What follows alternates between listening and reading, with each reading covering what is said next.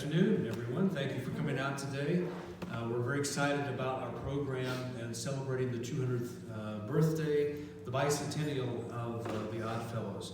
And you may notice a lot of the Oddfellows symbolism around this side of the museum. The DeMoulin factory in the early years during the fraternal period certainly made a variety of things for the Oddfellows chapters across the United States. Before we begin our program with Ainslie today, it never ceases to amaze me the DeMoulin things that turn up at any given time in any possible location. And we had a donation that came in about 1 o'clock yesterday afternoon of some things that were originally found in the Greenville Oddfellows Hall. And John Kennedy, who's sitting back there, thank you for the donation. And I'm going to tell the story, John. If I don't have it quite right, you can correct me. But about 30-some years ago, actually going back a little more than that, about 1983, I think is when Greenville's Oddfellows Hall closed. And they were, at one time, the oldest Oddfellows Lodge in Illinois. I think they were founded in 1838. In the small case that's back there, I have a couple of commemorative coins that were put out in 1938 celebrating the 100th anniversary of the Oddfellows in Greenville. So the Oddfellows Lodge closed in about 1983. Some of you may remember it was above the Bond Theater at the end. And when that building was purchased by the Doms here in Greenville and converted to the county seat mall, I think they had found some things that were left behind from the Oddfellows, and John procured those in one fashion or another, bought them. Yeah, I remember buying them, and I ended up with them. Yeah. And so he was given some things, or purchased some things at a very reasonable price, I'm sure. Reasonable. That came out of that lodge. The banner that is to my left is one of the pieces that John brought in, and that is hand-painted, as DeMoulin's did hand-paint a lot of those banners in the early years. But the piece that amazed me that he brought in, I'm going to show to you now, and this is the first time that anyone has seen this other than John, probably for a number of years, and so give me just a moment.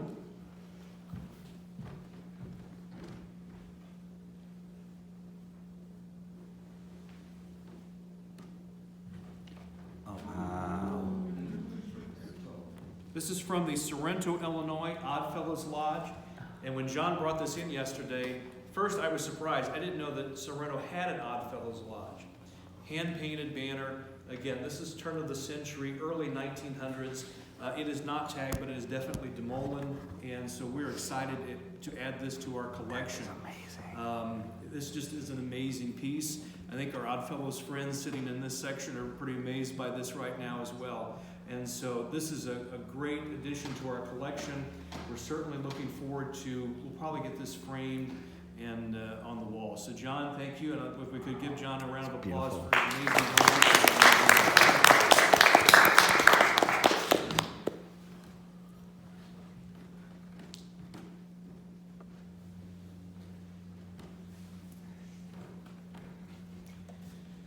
I worked for the radio station for 22 years, and little did I know that upstairs at the building, that thing was there all those years.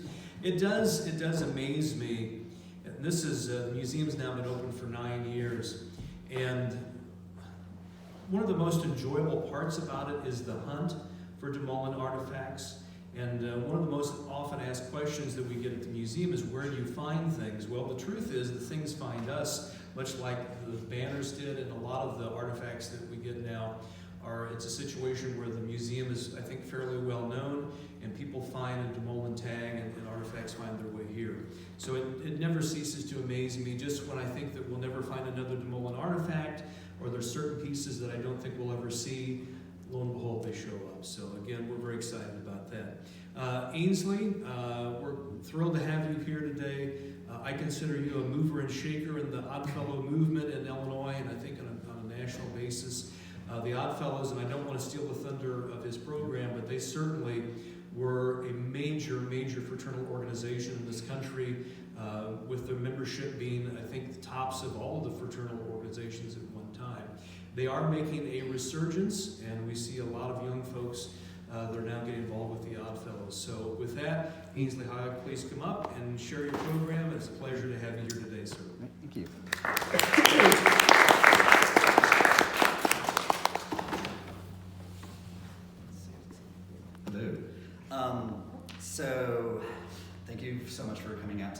I was totally excited when John had messaged me a couple months ago and asked if I would be interested in doing something here, and it just kind of timing worked out perfectly that, you know, Friday was the 200th anniversary of the first meeting that was instituting the American kind of branch of the Oddfellows in the United States in Baltimore. The Oddfellows as an organization actually goes back much further than that. So even though what's known as American Oddfellowship is 200 years old now, it started back in either like the late 1600s or early 1700s. They don't have like a precise date because, you know, records kind of pick up in about the 1730s in England when there's a record book of, or something in a newspaper of Lodge number 4. So they knew that there were, you know, many lodges, several, you know, previous to that. So when it started in England, it began kind of as an offshoot of the whole guild system that many people, you know, recognize groups like Freemasonry coming out of. And the Oddfellows were a group kind of inspired by these guilds that was a guild for those who were in occupations that didn't qualify for one. So if you're either in an unskilled trade or just a really niche trade and you didn't enjoy the benefits that came from belonging to a larger group of people who could, you know, if you fell in times of need or if you needed help finding a job in a different town, that they would help you out. So it kind of started very informally in the back of bars, and they would meet once a week and they would put like a penny in the till to kind of help out whenever, if somebody broke an arm or leg, or if they passed away and their widow and children needed assistance. There were about, you know, maybe about 24 or so separate orders of Oddfellows before a good chunk of them unified in 1810 under the Manchester Unity, which is still active today in England. And our founder, Thomas Wilde, was a member of one of those lodges, and when he came to America, he missed that. He missed that brotherhood and the camaraderie and everything that came with it. So he decided after a couple years that he got a crazy notion, hey, why don't I run an ad in the paper? So it took him 2 tries, running ads in the paper to get the quorum of 5 members that were still active members in good standing with England so they could institute a lodge. And when he finally did so, it, you know, kind of bumbled along for, you know, maybe about a couple years. But then all of a sudden, it just spread like wildfire. And he spent his entire life dedicated to traveling around and helping other people set up lodges and spreading Oddfellowship. And as it grew in scope as well. It became much more structured, and, you know, the ritual became far more formalized, and we were able to offer larger, once the members were taken care of with issues and things, then they were able to look outwards. And the Oddfellows were the first organization that was a non-sectarian group to set up orphanages and set up old folks' homes in states that many are still around today. For example, in Illinois, the Oddfellow Rebecca Home is still in existence in Mattoon. It is no longer limited to only members, but it is a very highly ranked nursing facility with 24-hour care, and we're very proud of that. And we, although we do not have our orphanage in Illinois anymore, we still have our children's home, the endowment that goes with it, and lodges are able to apply for grant money for children's projects through that. But I'm getting a little bit ahead of myself. So a lot of the story of Oddfellowship in Illinois is kind of the story of the westward expansion in railroad towns, and how the first thing when these little towns that dot the Midwest would be set up, the first things that would kind of come to the town, like you'd have a saloon or a brothel, and then you'd have your church, you'd have to have your cemetery, and then you'd have your lodges. And so it wouldn't just be the Oddfellows, it was the Oddfellows, the Masons, Knights of Pythias, and then eventually other groups spun off, like the Woodmen of the World and Modern Woodmen of America and Moose and all these other things that kind of eventually came out of it. So we definitely went through this, you know, small, humble, very humble beginnings, and then it just kind of supernova with, you know, the Industrial Revolution, and as the country grew, our order grew. And by the time Thomas Wilde passed away in 1861, there were over 200,000 members in the United States. John had mentioned already that the first lodges in Illinois were founded in 1838, and I think there was a handful that Wilde actually personally was there to charter. I don't know what number the one that... I think Greenville was 3. Was number 3? Okay. So Western Star Lodge number 1 is still active. Number 4, I believe, is Illini. That's still active. And yeah, Western Star's in Alton, they're still active today. And so we're very fortunate to have a lot of our earlier lower numbered lodges. And not to mention Thomas Wilde's Lodge, Washington number 1 in Baltimore, they're still very active, and that's just a treasure to have.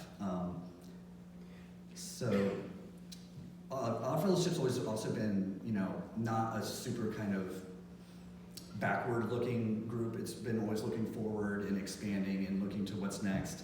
And in 1851, the Oddfellows became the first order that was a national large fraternity to accept women among their ranks. And the Daughters of Rebecca were instituted then, and they're still around. The Indiana native Schuyler Colfax, who many of you might know as the vice president to Ulysses S. Grant, he was the person who really spearheaded that and got the women's branch going. And what happened was, you know, then the Civil War came. So we had this huge growth, the Civil War happens, and it just decimates everything. I don't think Odd Fellowship in the South ever quite recovered from it. But one of the amazing things about Odd Fellowship is that it brings people together, and one of the foundations of a meeting and being an Odd Fellow is that you do not discuss politics, you don't discuss your religion, or anything that's a divisive thing. And so once the Civil War ended, just a few short months after the surrender in Appomattox, the Oddfellows held their annual, you know, nationwide meeting. They held it in Baltimore. And at that time, that was the largest gathering of blue and gray brothers to come together and hold hands together and be not enemies, but to be brothers again. And it was apparently such a large gathering that the procession to the meeting was a parade out in the streets of Baltimore, and it took hours for all of these members to just be able to get filed into the hall. And it must have been quite a sight to see, you know, northern and southern people coming together such a short minute after they had been fighting each other. And I believe that's where the power of Odd Fellowship lies today, has been bringing people together when they are in different situations. But I'll maybe get a little bit more of that later. So Civil War goes on, you know, it comes over, it ends, and then that's when, you know, we have the second big boom, and that happens like at about the 1880s. That's called the beginning of the golden age of American fraternalism. So it's not just the Oddfellows that had a big boom during that time. It was everybody. It was like every town had probably like at least 5 different fraternal organizations, and it was not uncommon that they would each offer a different kind of insurance type thing, and you would be a member of each probably handful of these things. So every night of the week, you'd have a different meeting you'd be going to, which back, you know, pre-electricity and pre-vehicles must have been quite a commitment to go to all these meetings all the time. So there was a lot of competition. So one of the things that kind of, this perfect storm coming together was you have this competition between lodges, which probably was somewhat friendly rivalry and somewhat maybe, you know, financially competitive. So there's also other things coming along, like traveling theater groups in vaudeville and different theaters popping up in these towns as, you know, things became more settled. So they were like, we're competing against lodges, we're competing against the theater and the comedy troupes and all these different things. And right at that very moment, businesses like the DeMoulin Brothers came into being to help lodges. They saw that opportunity to bring something to make lodge life more interesting, to make some money along the way, and to kind of just change the whole landscape of it. So they started making all these different kind of wacky gadgets, and along with kind of the more normal things that a lodge would need, like furniture and sashes and robes, and you know, just to make it a little bit more interesting and fun, because you know, if you're going to 5 business meetings a week, it gets pretty boring. You know, it's the same, you know, no matter what organization you're in, like, it's the same, you know, thing you're going through in a meeting, you know, like, what's our money, what are our bills, this is, you know, it's, so they started kind of doing these little side degrees that were not really official or sanctioned by any of these organizations, but they kind of were working kind of in between the lines with it. And what would happen was you would come into this organization because you're like, oh, well, I'm gonna get some, you know, some good benefits out of this. It's, you know, there's a lot of respect and stuff that comes with being a member of these things. Kind of like why people join Rotary and stuff like that today. You know, it's good because you're helping people, but also it's a good networking thing. And so you join these original social networks that were set up to, you know, be with people that were motivated and wanting to do things in their lives to better themselves. What you didn't know was you were going to go through this initiation. And that's part of the fun of it. And so while our initiations today are pretty much exactly like they've been for pretty much, you know, the last 150 or so years, there were a lot of liberties taken along the way. And so they would come up with these little side aspects of it to either test your strength or test, you know, your dedication and things like that. And it would pretty much all be there to kind of make a fool out of you and have everybody get a good laugh out of it. And it was entertaining and it was funny, and everybody, like, you know, it was better than going to the theater, because what's better than going to the theater is to watch your neighbor get, you know, made a fool of. And so so after their friend realized they got played, and they're probably a little salty about it for a minute, and the first thing they probably thought after they kind of got over being, you know, made a fool of, is, I gotta get my neighbor, or I gotta get my buddy at work, I gotta get him in on this, because I want to see him go through it. And so that was kind of, it was all like this big cycle over and over, and it seemed to be like this kind of beautiful moment of like maybe about like 30, 40 years where these people came together, made fools of each other, and through that common bond of being made fool of, they were then able to go out and do all this really productive work together for charity and, you know, helping their communities and helping each other in times of need. Like I said, we still have our rituals, and we still have our initiations that are pretty much word for word for maybe the last update was maybe 1881. So we still do all that, but it came to a point where the powers that be caught on, and they didn't like what was happening. And so what happened was they started writing legislation that made it where you weren't allowed to use these items, or if you were found out to be using these items, then you would get in trouble, and there were penalties involved. And so it kind of made it a little less fun. You know, it took a little bit of the wind out of its sails. Maybe other than like groups like maybe the Shriners that still really embrace that kind of fun kind of aspect of it. You know, that's, you know, in the Oddfellows equivalent, the ancient mystic Order of Samaritans. I probably bungled that. Amos, they're still around. But other than that, you know, the lodges are a lot more, you know, subdued than they probably were back in the day. So in Illinois, just to kind of bring it back home, in Illinois, at the peak of membership, was right around maybe the First World War. And in Illinois alone, there were over 100,000 members of Oddfellows. And there were over 1,000 lodges in this state alone. So that means in pretty much every single town you go around, even today, you could still look up, when you go to the, little downtown square, you'll probably see a waymarker block that has either the 3 links on it or IOOF, Oddfellows, something like that on it. And that's kind of how I got involved into this, was moving here from the East Coast about 7.5 years ago.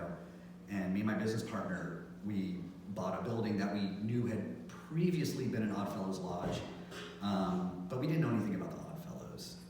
And so we heard from some previous tenants that there was a bunch of stuff hidden up in a crawl space. So we were like, oh, okay, let's go on a treasure hunt. So we get a tall ladder, scurry up the ladder, go through the hatch, and up in the crawl space is just littered up in between the beams. There's just collars. And so I'm like taking like a broom handle and I'm reaching and grabbing, all these collars and like tossing them down to Laura. And I'm like, just like, what is this? And I was, because our lodge room just, it had been converted. It didn't look anything like it used to, but it was just kind of like this like moment of like this, somebody put these up here for a reason, to hide them away. And just really just something in me was just grabbed by that. And when we were doing some renovations in the room, there was like kind of like a sound booth that had been built up, and we had gotten that torn out. And underneath the sound booth was this little like step up, rounded corner, stage lit little thing. And it's like, that's really neat. That this little architectural thing. And it just kind of, from there, I just kind of I was just bitten by the bug, and I started researching, and it was just like little nuggets here and there, and next thing you know, like I'm roping us into joining the nearest local Oddfellows lodge, and then next thing from there, we're there for a little bit, and it's kind of plodding along, and I get this crazy idea. It's like, what if we brought the lodge back?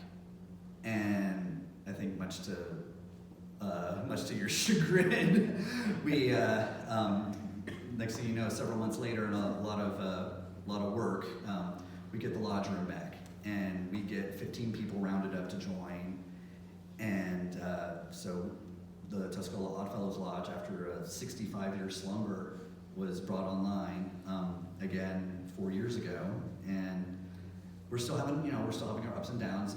It's not easy. It's a lot of work, but it's a labor of love. And so from the lodge alone,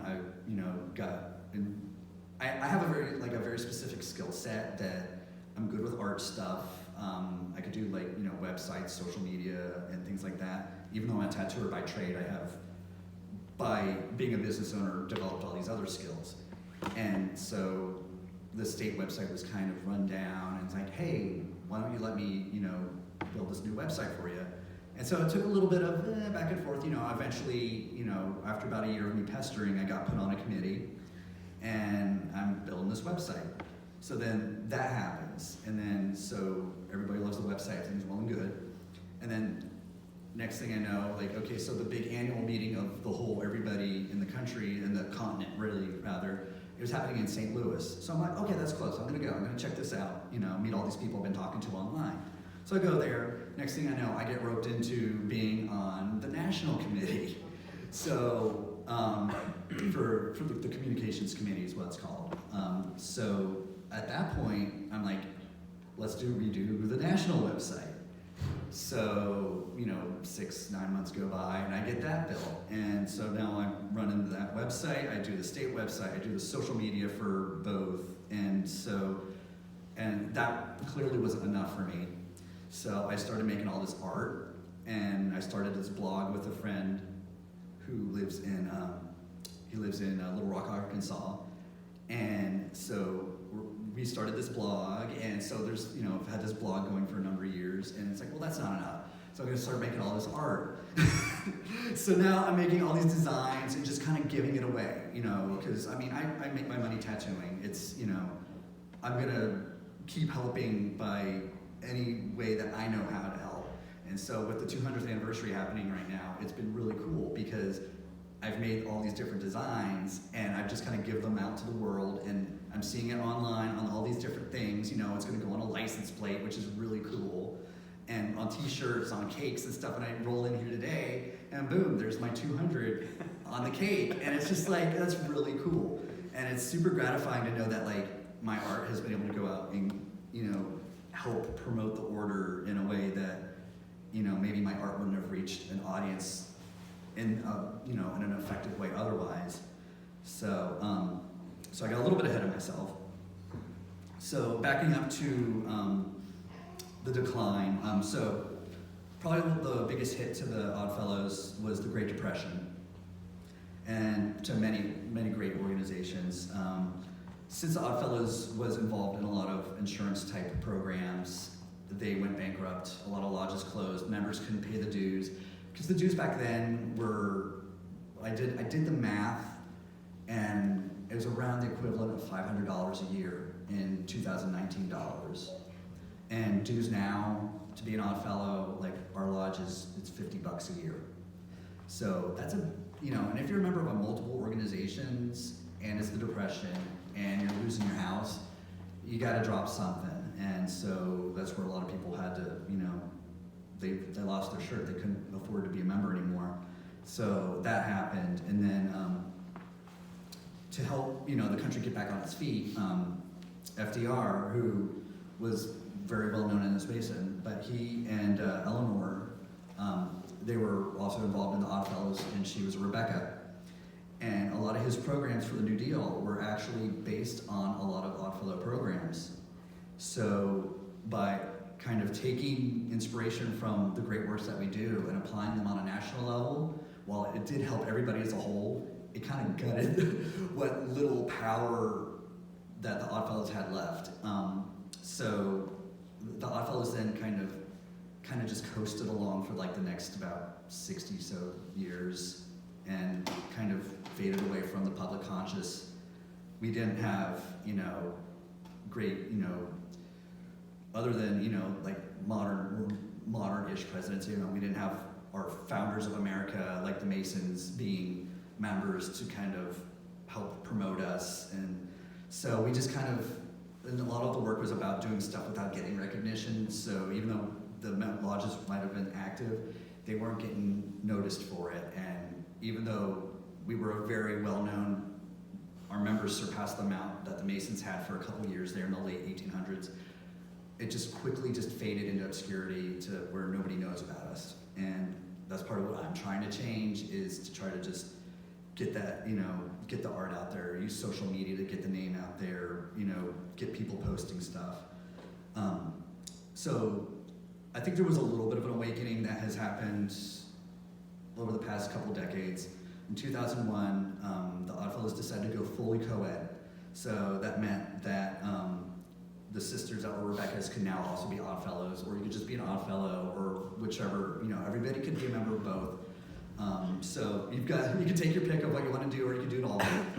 And so currently there's around, in Illinois, there's about 1,700 members, and we've got about 55-ish lodges. So we're actually having like a little bit of an uptick, and that's it's actually a huge thing to like not only maintaining is hard enough because a lot of our members are dying. And so when you go to a lodge, you're gonna notice that there's gonna be a big gap in age. Like your members are either gonna be of the like 65 plus, probably older than 70 crowd, and then they're gonna be probably in the like the 30s, 40s crowd, and maybe some younger people below that. So there's like a 1 or 2 generation gap in between that just got skipped. They just stopped getting new members in. And I think, you know, what's kind of started getting younger people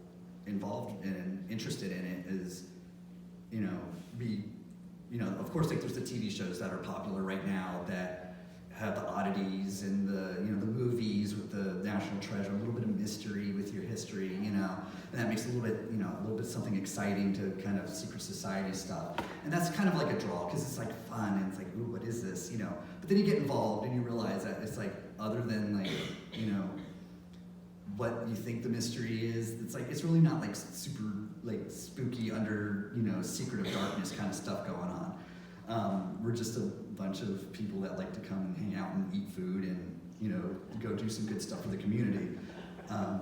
The secret is really that, the secret is the secret is no big secret. But that's kind of like when you realize that, and you're like, I get it. It's the illusion. But we love that illusion, and things like the goat and things like that. We still really, even though there probably hasn't been a goat in Lodge for 100 years, we still talk about it. Like, when's that goat coming to Lodge again? We might bring the goat. The goat might come to Lodge tonight. He's been late. So these things that are part of the legend are still that's part of it. It's part of the mythos of it, and so I think with young people, they're looking for something that we've been raised for the past about good 25 years online, and your relationships are either through text messages, through email, if you even still use email, instant messenger type stuff, Facebook, Snapchat, and there's just this there's this lack of connection between people, and I think people need that. They need that human interaction, and it really, for me at least, it really fills that kind of need of doing some sort of structured socializing thing that, when you're growing up, you have, you got Boy Scouts and Girl Scouts growing up. You got, I was huge in band. I was a big marching band geek, and after I graduated, I didn't have that anymore. Or people that are in the military even, and after they are out of the military and maybe, they don't get involved in the VFW or Legion or anything like that. So a lot of our members are actually former military as well.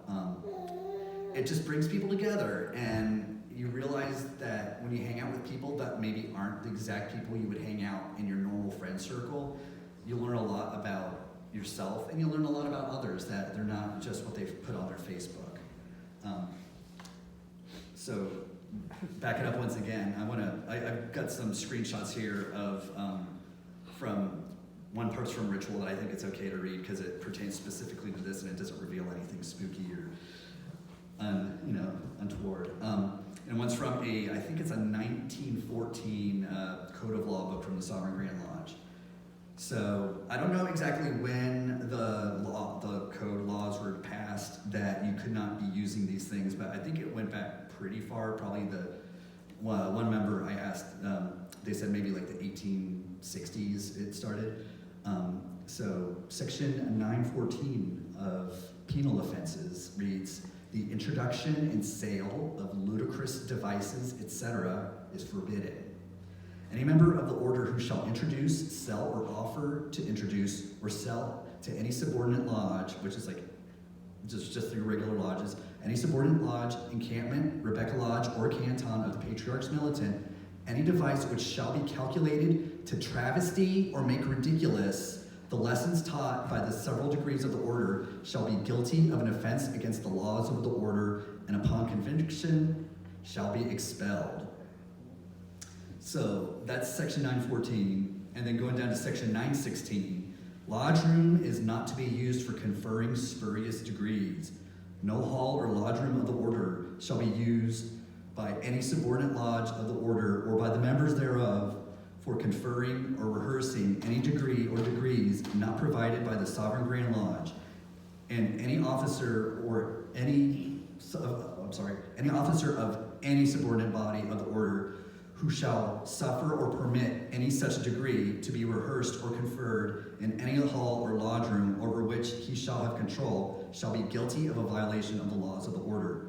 Nothing contained in this section shall be construed to prohibit other orders or societies not under the control of this order from using such halls. So basically they're saying you can't, under the laws of order, as an Oddfellow, do any of this stuff, but you can still probably rent your room out to another group. We just don't want to know about it. And then this is taken from the current ritual for the encampment, which is like the next kind of lodge level up from the regular Oddfellows Lodge. So this is from the 1996 book. This is the only one I had handy. instructions peculiar to the Golden Rule degree. So this is what if you're getting ready to get the room set up, this degree must be conferred in a solemn and dignified manner. Nothing shall be permitted which shall in any way offend or humiliate the candidate. No burlesque performance, buffoonery, or rough usage is allowable, nor shall the candidate be assaulted or subjected to any indignity of any kind. In conferring this degree, the use of any animal or representation thereof, or noises indicating the presence of any animal, is strictly prohibited.